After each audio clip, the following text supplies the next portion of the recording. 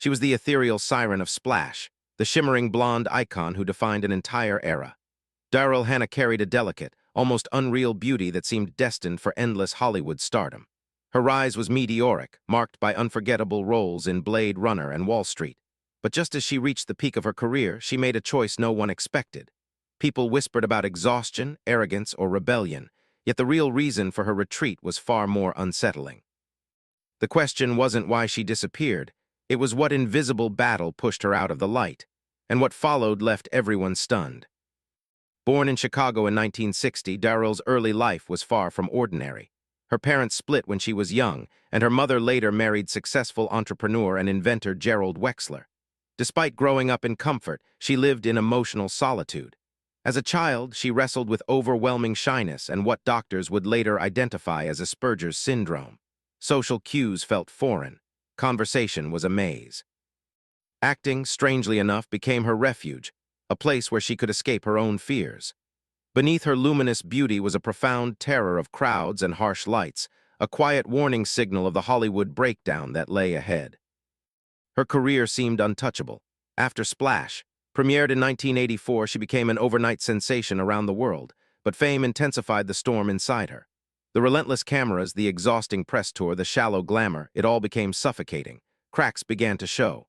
By the late 1980s, her behavior left colleagues baffled. She skipped premieres, rejected high-profile offers, and often appeared painfully uncomfortable in interviews. Some brushed it off as quirky. Others dismissed her as unreliable. Everything shifted during her long, heavily publicized relationship with musician Jackson Browne. The breakup in 1992 came with accusations of abuse, claims Browne denied, but the scandal ravaged her need for privacy. The media circus sent her retreating further from the world. She poured herself into environmental activism instead, chaining herself to trees and protesting ecological destruction. To Hollywood insiders, these acts weren't seen as passion. They were interpreted as evidence that she was becoming unstable. The most pivotal moment arrived when she intentionally drifted away from major studio films in the 1990s. She transformed from movie star to full-time activist, a move that effectively got her pushed out of the industry.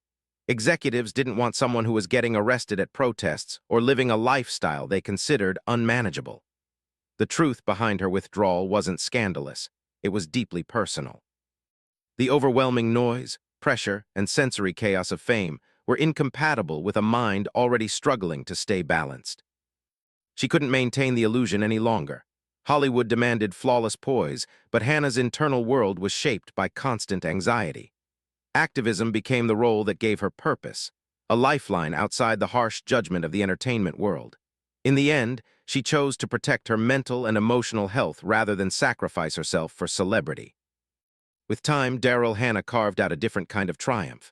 Her fierce performance as Elle Driver in Kill Bill 2003 reminded audiences of her undeniable power on screen.